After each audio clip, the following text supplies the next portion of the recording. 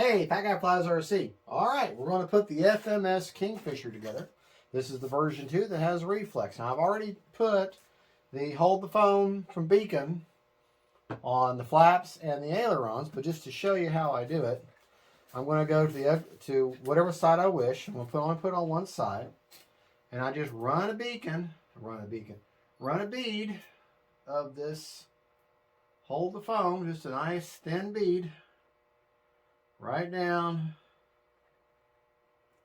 that pinch hinge. All right. Now you could run your finger through there. You could run a Q-tip through there, but you could just do that too. Work that in there. Work it, baby. Work it.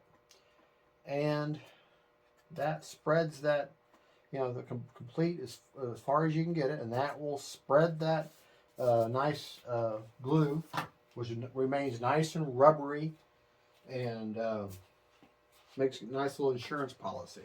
And let me show you, I'm going to do it on the rudder. Okay. On the rudder, I'll do both sides. Okay.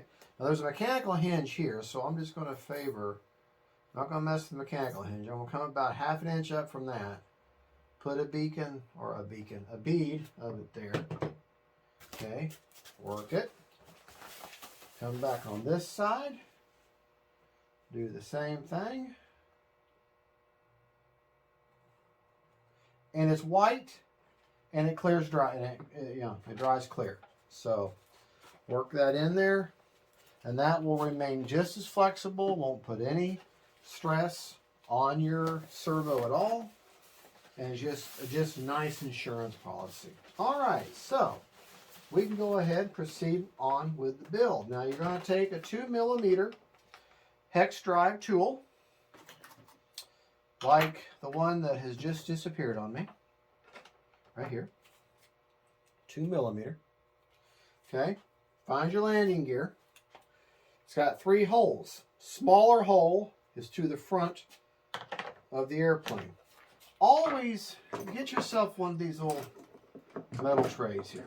Okay, little magnetic trays, holds all your screws, and all your little metal parts. It's just a great thing to have. Put your screw in there. Take your 2mm hex drive. Okay. And the nice thing about this model is your screws that you're screwing in are going into metal. Metal screw into a metal brass housing. All the same size screws. Keep track of how many screws you're using. Because you don't want to have a screw loose. Ha ha. Anyways. Oh shoot, I am messing up. Sitting there looking at that back plate that needs to go down there. Take these screws back out. Forget what I said. Just remember, and I've watched the build videos. There's about 1,000 build videos on this thing. Yes, I'm exaggerating. There's not 1,000, but there's a bunch. Put your landing gear in there. It's key specific. Put this back plate in there. Okay. It only fits one way. You heard it pop right in. It can only go one way. It only fits one way. I thought to myself, that's not going to look right. And by the way, FMS and y'all, why you got such hard tires on this thing? Why you want hard tires? That's just going to make this plane be very prone to bounce and not good. Now I should be putting this piece on a model stand, so I'm probably messing up my paint on top. So why don't we do that real quick while I think so. It's got plastic there. I want plastic. Like I say, you've only got so many screws. 3 screws there. And just so you know, when you open your big baggie, it's got all your little metal bits in it. There's also another separate baggie of screws and grub pins and backing plates.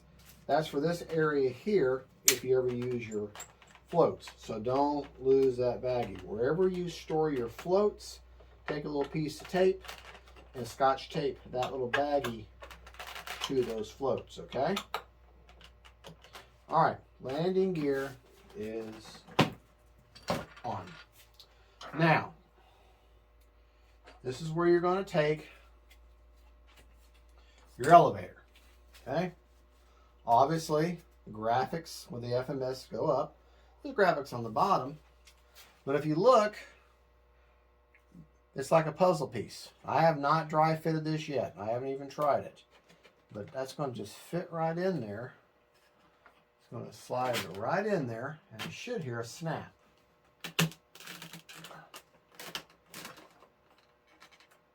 And that's in there. Oh, didn't hear that snap. So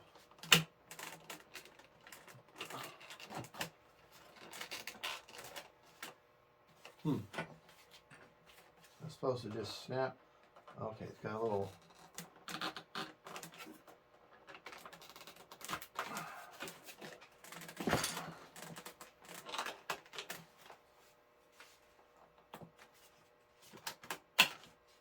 Well, it's supposed to just snap in there. May have to manhandle it a little bit.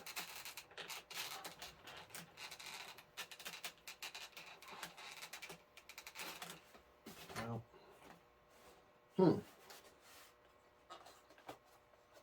all right, FMS. Oh, you know what?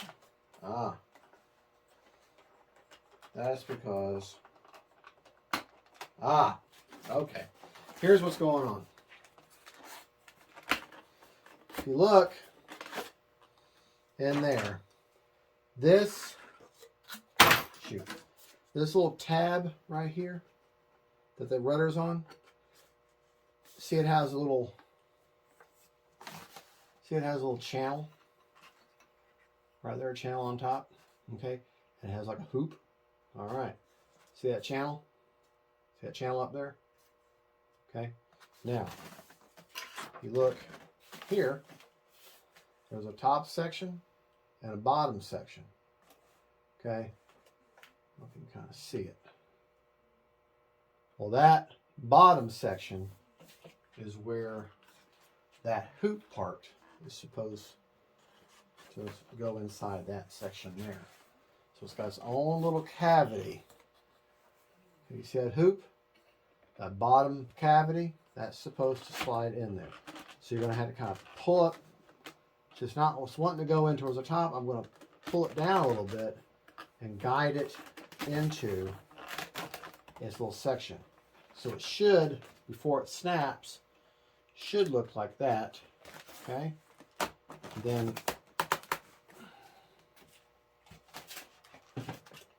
and now there. Yeah, that's not wanting to come out now. You got to pull that tab down to snap that in place. Okay. Easy peasy lemon squeezy. All right. While we're here, now normally you would bind up the model, okay, and make sure everything is centered. I have found, don't trust me, don't necessarily make it right in stone, but I can always fix it. But for the basic purpose, you would bind everything up, make sure your servos are centered, but they appear to already be centered. Both of your control arms are already are the same length, so I don't think it doesn't matter which one you grab. And let's look at the manual and see where we attach what the factory says. We want factory settings right off the bat on where we attach our control arms. There's the reflex insert. Okay.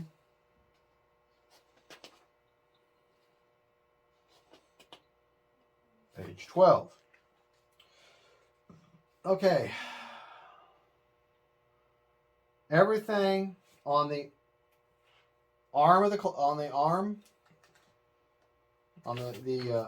servo arm, control horn, or the goes the outermost hole, and then on the clevis, which is the part that the control surface is on, goes to the outermost hole. Now that anything in that kind of configuration, you're getting more of a trainer type position.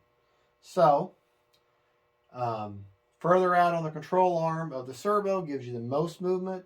Further in on the clevis will give you the most movement on the control surface. So what I'm going to do is I'm going to go all the way out on my servo arm, hooking that there. Okay. Extend this out a little bit because it's not going to reach it. Okay. A couple more times. Well, go back in one more time. And we're going to hook it to the middle. Middle for now. Now that's down a little bit. Okay. All right, folks, we're going to go back to the original plan of what you're supposed to do. Oh, that's my fuel tubing. I'm not real polished on this stuff. Anyway, that's in there. We will do the radio stuff in just a minute. I just got to find out. All right, let's turn our attention to the tail wheel. You're going to want the tail wheel to angle away from the plane. You're going to insert it in that hole there, provided you can get it to go in there.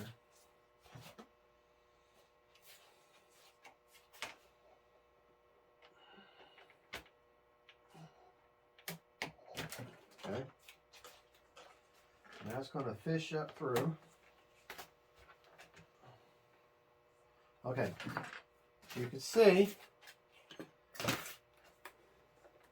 look right up in there. That metal starting to come up through there. Okay.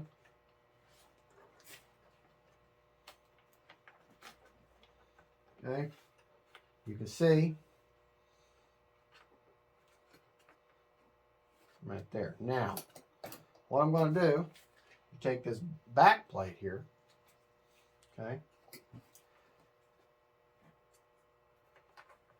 Gonna put that in there like that, and that. See how that wheel's moving now?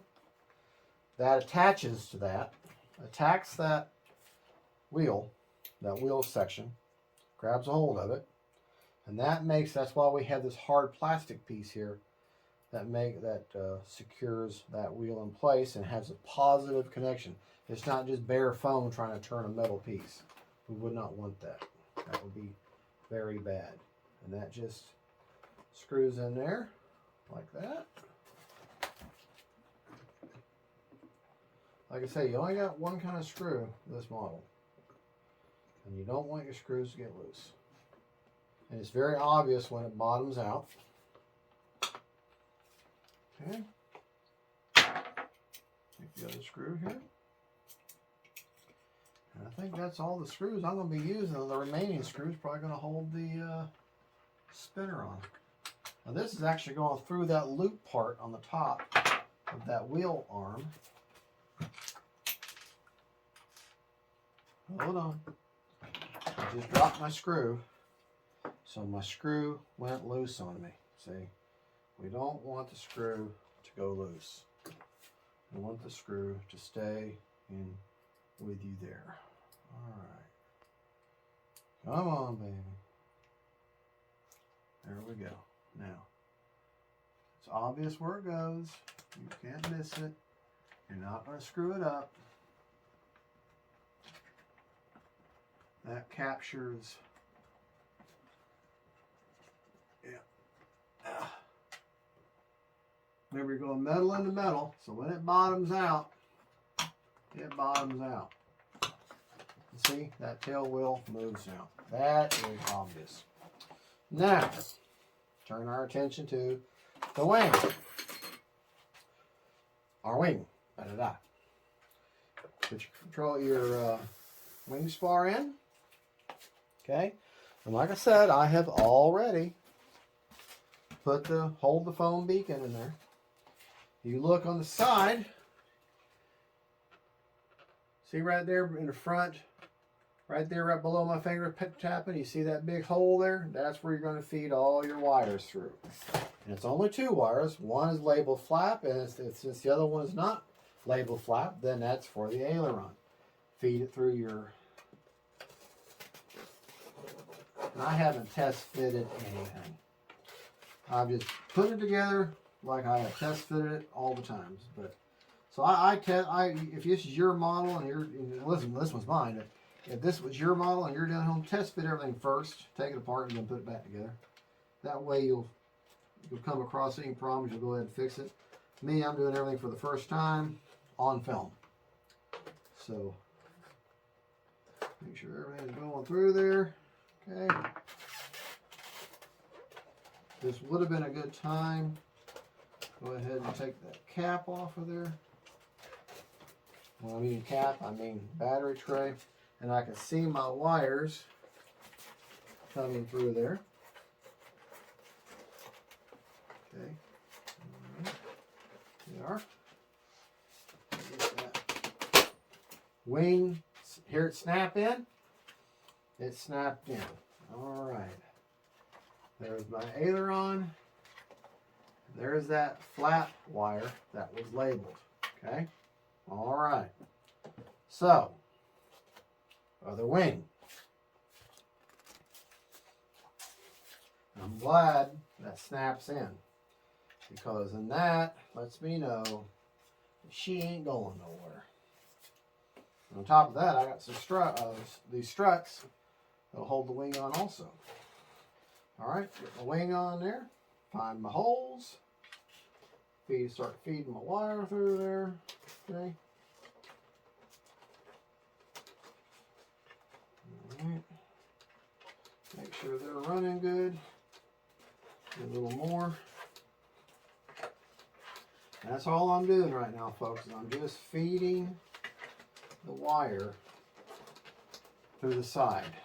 It's obvious. You'll see it. You'll understand it. It's not hard.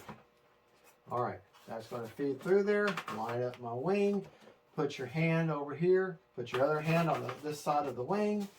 Get it lined up in that plastic doubler or resting point. Pops in. Bingo. She's in. All right. Now let's turn the plane over. Now, these struts. Okay. Typically, the way that would work is you're going to have the front. It'll be like this. Okay. See how that goes? This little section has this little nipple on it, right? Okay. It's going to fish up through there. And then those are going to rest down on those there, on those little up nipples there. So that will hold that wing in place. Like I say, it's very obvious what's going on here. If it doesn't fit right, then try the other one. Okay.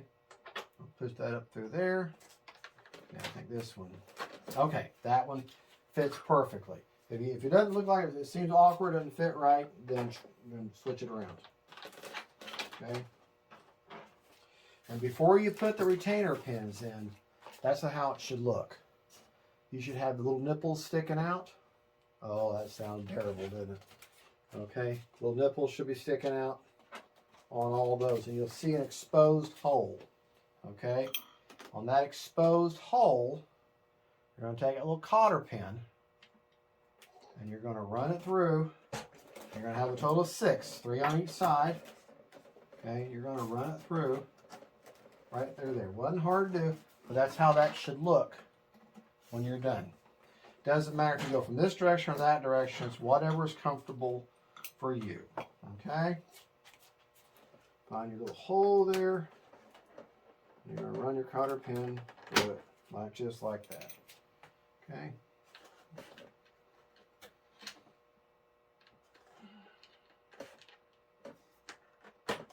And that is one side. That wing is completely done. All the cotter pins are going that way. They're all in. That wing ain't coming off. Now, if I wanted to take the wing off, I'd pull all 3 of the cotter pins. I would push this, that little snap we heard. Push that release there, and and then you can pull your wing out. Make sure you unhook it from the receiver first, because then you're going to have some stretched or broken wires, and now you have a much larger problem.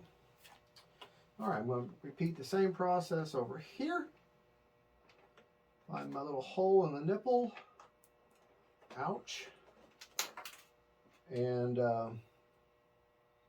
put my cotter pin right through it. Yes, folks, these nipples are pierced. Ha, ha, ha. Trying my best to keep it a family-friendly show. Now, unlike a lot of like X-Fly lock, when you get done, you've got one screw left. One screw running loose. Okay? And that screw is going to be for the prop. Now, the prop was severely out of balance. Okay? And the way you tell is you get yourself a nice prop balancer like this. Make sure you don't have any ceiling fans or no breeze or anything like that going on. Put your prop there, and it should be level like that. What I had to do, if it was unlevel, if it wasn't level, it would keep favoring one prop. It would keep going down like that. So you take the one that it favors, and you just keep sanding material off until she stays nice and level. Okay? And that's what I had to do. I had to sand off an awful lot of material in order to get that prop the way it needs to be. Now, if it just, don't drop it. If it just slowly goes down, that's okay. But when it definitely favors one, no matter what you do, it always comes back. Take that one prop and sand some material off of it until it's even. Okay, so let's take our prop off of here. Put my balancer back together. This is the Dubro's balancer. It's about $35. Kind of expensive, 35 to 40 bucks, but I want to tell you something. It's a handy tool. The big keys don't have any air going, no breeze, because this is a precision thing. So you want it, no breeze. Now that I'm done, turn the fan back on. Because I'm hot and I'm fat, and that's the way it is. Model basically is put together now. Okay. But we got to put the prop on. Okay. So there is a hex on the prop adapter. Hex on the back of the prop. So it should only fit one way. Never mind. It's got a back plate. Okay, the back plate has that hex. Okay. This goes on there like that. This will go in there like that. You can see how that and that prop is going to rest against there. It's obvious. Okay, put that in there. Rest that prop against it. Take your other pieces. You're just kind of building this little puzzle here. Okay. Oh, and this is hand tight, so you do get one extra screw. This is just a hand tight type prop assembly. But it's that, and the prop's going to turn this way, so it's tightening itself every time it turns. So don't think you have to worry about it. Well, it's not tight enough.